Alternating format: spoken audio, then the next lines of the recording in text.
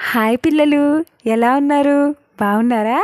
ఈరోజు మనం ఏ స్టోరీ చెప్పుకోబోతున్నామో చెప్పనా? అమ్మో, భయమేస్తుంది కదా. ఇది సింహం నోరు కదా. మనకి సింహం అంటే భయం కదా. కానీ మన దేవుడు సింహాల నోరుని మూయించిన దేవుడు. దానియేలు కథని చెప్పుకుందామా పిల్లలు? Let's start. బబులోను ఇప్పుడు పారసీక దేశంలో భాగం. 80 సంవత్సరాలు పైగా దేవుణ్ణి సేవించి బహుకాలం గడిచి వృద్ధుడయ్యాడు దానియేలు. యెహోవా వలన అనేక ప్రత్యేకమైన ఆశీర్వాదాలు పొందాడు. పారసీక రాజైన దర్యావేషు దానియేలును గౌరవించి ప్రధానులు, సంస్థానాధిపతుల మీద ముఖ్యుడుగా నియమించాడు. కానీ మిగిలిన ప్రధానులకు అసూయ కలిగింది. దానియేలులో ఏ తప్పు కనిపెట్టలేకపోయారు వారు. ప్రయత్నించారు కానీ ఏ తప్పు కనిపెట్టలేకపోయారు వారు. అతడు నిజాయితీపరుడు. దానియేలుని అతని దేవుని పరంగా తప్ప వేరే ఏ పరంగానూ తప్పు కొనగొనలేమని నిర్ణయించుకున్నారు.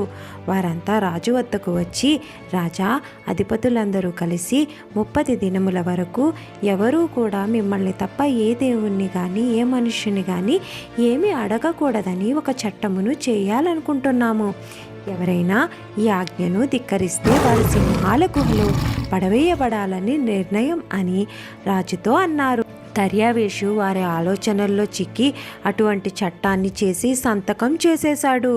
ఈ క్రొత్త చట్టం దేవుని ఎడల దానియేలు యొక్క ప్రార్థనను మార్చలేకపోయింది, ఆపలేకపోయింది. కిటికీ తెరిచి ప్రతిరోజు 3 సార్లు మోకాళ్ళని దానియేలు ప్రార్థన చేసేవాడు. అసూయపరులైన ప్రధానులు దానియేలు మీద నిఘా పెట్టారు. దర్యావేషు రాజు వద్దకు కూడి వచ్చి, మీరు చేసిన చట్టాన్ని లెక్క చేయని వ్యక్తి ఒకడున్నాడు. ఆ దానియేలు రోజు 3 సార్లు తన దేవునికి ప్రార్థన చేస్తున్నాడు అని వారు ఫిర్యాదు చేశారు. రాజు దానియేలును అమితంగా ప్రేమించినందువలన అటువంటి చట్టం చేసినందుకు దానియేలు విషయమే ఎంతో ఆవేదన చెందాడు. ఆ రోజంతా దానియేలును తప్పించడానికి ఎన్నో ప్రయత్నాలు చేశాడు. ఇది తెలుసుకుని ప్రధానులు రాజు వద్దకు వచ్చి, నీవు ఒక చట్టాన్ని చేశావు, ఏ చట్టమైనా మార్చబడదు అని రాజుకు గుర్తు చేశారు. చివరకు దానియేలును సింహాల గుహలో వేయమని రాజు ఆజ్ఞాపించాడు. ఆ రాత్రంతా రాజుకు నిద్ర పట్టలేదు. సింహాలు దానియేలును కనిపెడుతూ ఉన్నాయి. ఒక్క సింహం కూడా అతనికి ఏ హాని చేయలేదు. ఆ మరునాడు తెల్లవారుజామున దర్యావేషు సింహాల గుహ వద్దకు వచ్చాడు. తీవ్ర మనోవేదనతో, ఓ దానియేలు, నీ దేవుడు నిన్ను సింహాల బారి నుండి రక్షించాడా అని అడిగాడు. ఆ తరువాత అతడు దానియేలు స్వరము విన్నాడు. దానియేలు, నా దేవుడు తన దూతలను పంపి సింహాల నోర్లు మూయించాడు. నాకు ఏ హాని జరగలేదు. నేను తప్పు చేయలేదు కదా అని దానియేలు సమాధానమిచ్చాడు. దానియేలు యొక్క దేవుడు అతన్ని కాపాడినందుకు రాజు ఎంతో సంతోషించాడు. దానియేలుకు వ్యతిరేకంగా ఫిర్యాదు చేసిన వారందరినీ రాజు సింహాల గుహలో పడద్రోయించాడు.